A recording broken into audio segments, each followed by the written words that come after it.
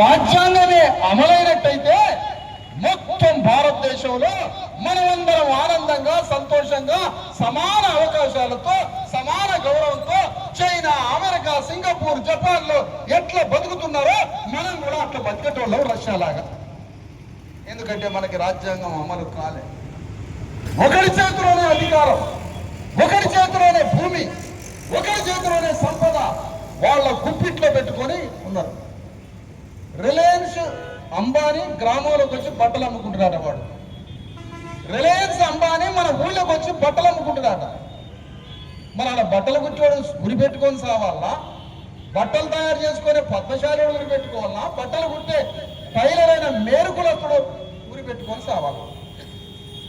అందుకనే ఈ దేశంలో జనవరి 26వ తారీఖున మనం 77 ఏళ్ల క్రితం అంబేద్కర్ చేతి ద్వారా మహనీయుల జ్ఞానం ద్వారా అంబేద్కర్ రచన ద్వారా రాసిన రాజ్యాంగం అమలు కావడమే నిజమైన సోషలిజం, నిజమైన కమ్యూనిజం.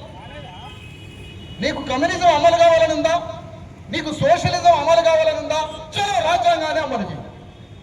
అలాంటి రాజ్యాంగం అమలుకు నోచుకోకుండా ఇంత దుర్భరమైనటువంటి కోట్ల మంది ప్రజలకి ఆరోగ్యం లేదు, చదువు లేదు, తిండి లేదు, పౌష్టికారం లేదు, అధికారంలో వాటా లేదు, మానవ హక్కులు లేవు. ఇన్ని కోట్ల మంది ప్రజలు ఇట్లా ఆగమై అంతం కావడానికి కారణం రాజ్యాంగం అమలు కాలేదు. కాబట్టి ఈ రాజ్యాంగాన్ని అమలు చేయడానికి భారతదేశంలో తెలంగాణలో ఖమ్మం జిల్లాలో అగ్రవర్ణ ఆధిపత్యం మీద మరో స్వాతంత్ర పోరాటానికి జేఏసీ పిలుపునిస్తుంది. బీసీఎస్సీ ఇది అర్థం చేసుకోండి మిత్రులారా. మనం పోరాడేది మన కోసం కాదు, మన కడుపున పుట్టిన బిడ్డల కోసం, మన తల్లిదండ్రుల కోసం, పేద వర్గమైనటువంటి వర్గ బంధుత్వం కోసం. పేదలంటే వర్గం, వర్గం అంటే ఎవరు? నీ బంధువులే.